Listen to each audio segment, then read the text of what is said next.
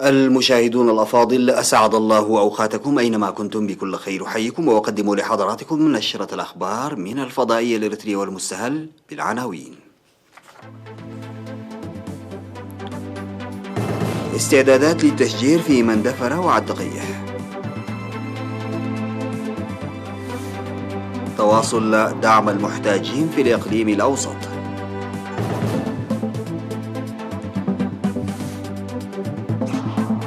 تعزيز المساهمة في حراسة المحميات في قندع. مقتل شرطيين في انفجار قنبلة على جانب طريق في مقديشو. وفاة رئيس وزراء ساحل العاج مرشح الحزب الحاكم للانتخابات الرئاسية. وترامب يشيد بقوة العلاقات بين الولايات المتحدة والمكسيك.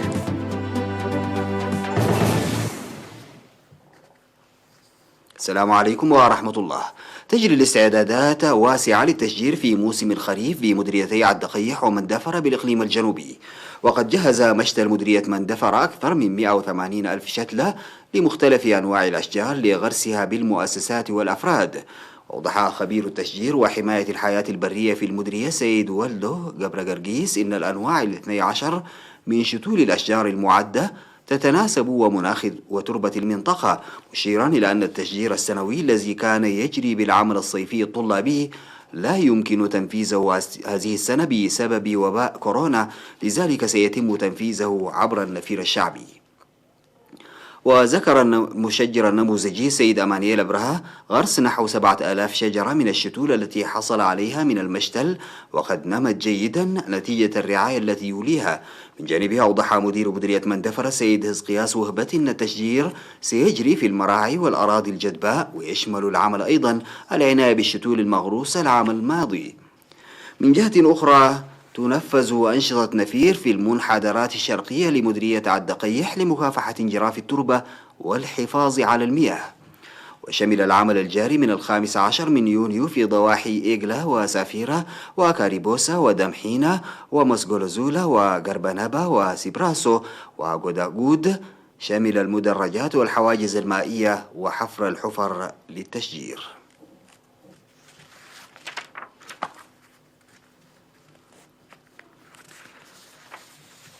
تلقى المحتاجون في مديريات تيرافولو وغودايف أربعة أسمرة وجرت وقال نفحي بالإقليم الأوسط تلقوا مساعدات، وقدم المحسنون في تيرافولو 64 ألف نخفة، ومؤسسة وارسا انتربرايز 11 كنتالا من الذرة، ووزع 43 ألف نقفة من سكان زقة بمديرية قال نفحي، وأكثر من 186 ألف نقفة من المحسنين من عد حوشة، و179 ألف نقفة من المحسنين في صلوت للمحتاجين.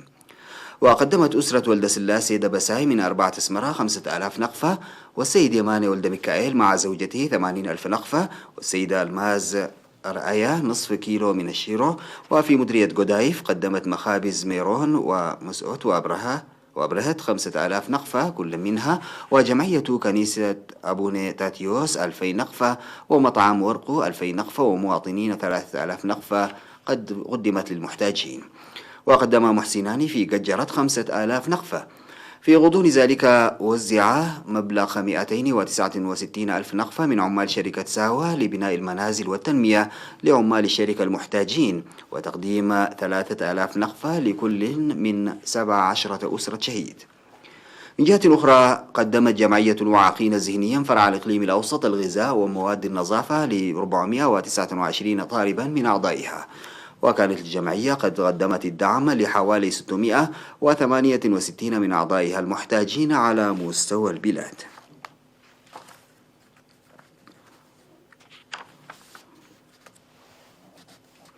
دعا مدير مديرية قندع سيد عمر يحيى لدى لقائه ممثلي السكان لتعزيز المساهمة الشعبية لحراسة المحمية الوطنية، وأشاد بجهود السكان لحماية المحمية الموجودة في المديرية، ويجب تقوية الجهد المشترك لوضع حد للانتهاكات التي تظهر في هذه الآونة.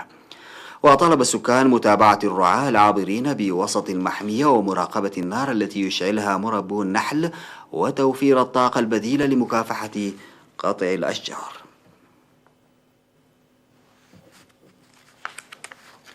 تستمر التبرعات الشعبية لتنمية صندوق التصدي لوباء فيروس كورونا. وأفاد تقرير وزارة الصحة بأن الجمعية التعاونية لطواحين الغلال في مديرية دباروة تبرعت ب30,000 نخفة، وضاحية كويتا 5,000 نخفة، وللتبرهان قبرز بيهير للملابس التراثية ب3,000 نخفة، وضاحية بيشا 2,327 نخفة، وجمعية قدس ميكيل عد قلقلة بدبار والمقيمين في أسمرة 2000 نخفة، وجمعية قبر منفس عد زامر المقيمين في أسمرة 2000 نخفة، وجمعية برهان وقحتة لقدامى رياضي كرة القدم 2000 نخفة، وناشونال بيسيريا 2000 نخفة، وضاحية إنقرني 2000 نخفة، وطاحونة قبر آب 2000 نخفة. كما تبرعت جمعية قدس مريم عد دنقل المقيمين في أسمرة ب2000 نخفة، وإفريم تكيل النجارة والحدادة 2000 نخفة، وجمعية سلام دق زرقي موسى 2000 نخفة، وجمعية أبو نتخلا هيمانوت نخعو المقيمين في أسمرة 1500 نخفة، ولوتشي هبتاب للأقمشة 1500 نخفة. وتبرع كل من مغلق راهيل وأبرهات تسفى مريم للمواقد الكهربائية وبولونيا إلكترونيكس وصيدلية حروي بصعد كريستيان ومواطنين ب1000 نخفة. وتبرعت كنيسة كدان مهرة جولا وكنيسة قدس مريم قرقر وكنيسة قدس مريم مقاودة ب1800 نخفة. من جهة أخرى، قدم الإريتريون المقيمون في مدينة شتوتغارت الألمانية بمناسبة 20 من يونيو يوم الشهداء 8,265 يورو، والإريتريون في مدينة كارلسروه 2,600، وفي مدينة كولن 3,120 يورو. وأسرة السيدة فقادوا قلة 1000 يورو لصندوق أمانة الشهداء ودعم أسر الشهداء. بعد الفاصل سادتي نعود لمواصلة الأخبار.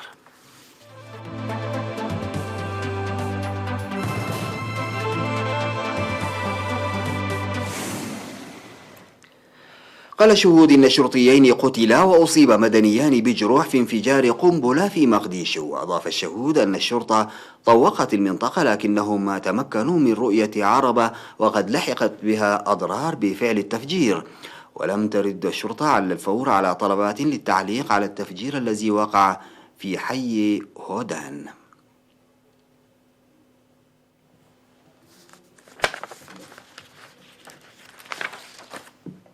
أعلنت مصادر رئاسية في ساحل العاج أن رئيس الحكومة أمادو غون كوليبالي الذي كان مرشح الحزب الحاكم للانتخابات الرئاسية في أكتوبر قد توفي عن عمر ناهز 61 عاما.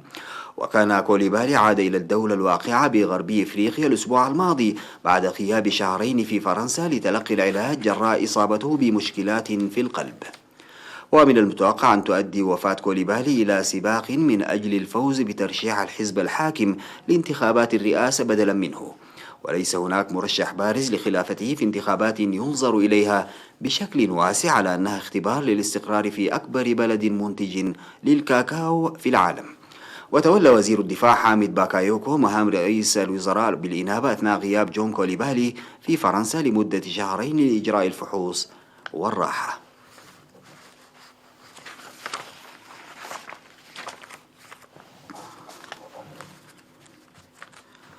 أشاد الرئيس الأمريكي دونالد ترامب لدى استقباله في البيت الأبيض نظيره المكسيكي أندرياس مانويل لوبيز أوبرادور، أشاد بقوة العلاقات بين البلدين.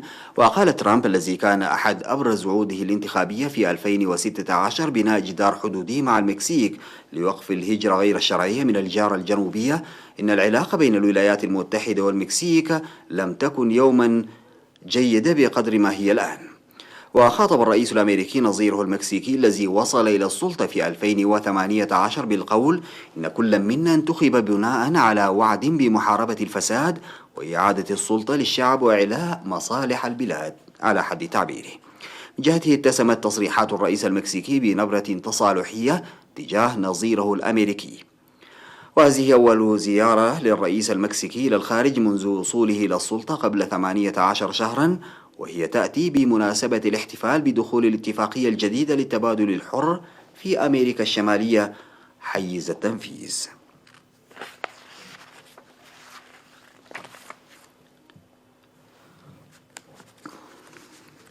تحاول خدمات الإنقاذ والجنود في اليابان الوصول إلى آلاف المنازل المنكوبة بالفيضانات المدمرة والانزلاقات الأرضية التي أودت بحياة 60 شخصا على الأقل وتسببت بأضرار كبيرة. وأوضحت الوكالة اليابانية المسؤولة عن حالات الطوارئ أن أكثر من 3000 منزل عزلت عن العالم، إما بسبب ارتفاع منسوب مياه البحر أو الانهيارات الأرضية التي دمرت الطرق، وتساقطت في مناطق شاسعة من كيوتو الجزيرة الكبيرة الواقعة في جنوب غربي الأرخبيل أمطار غزيرة أدت إلى فيضانات وحوادث انهيارات أرضية مميتة.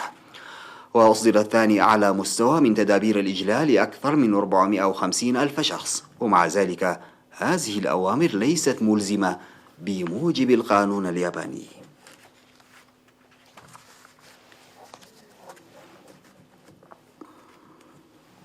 سادتي، انتهت نشرة الأخبار قدمتها لحضراتكم من الفضائية الإريترية. شكرا لمتابعتكم. السلام عليكم ورحمة الله تعالى وبركاته.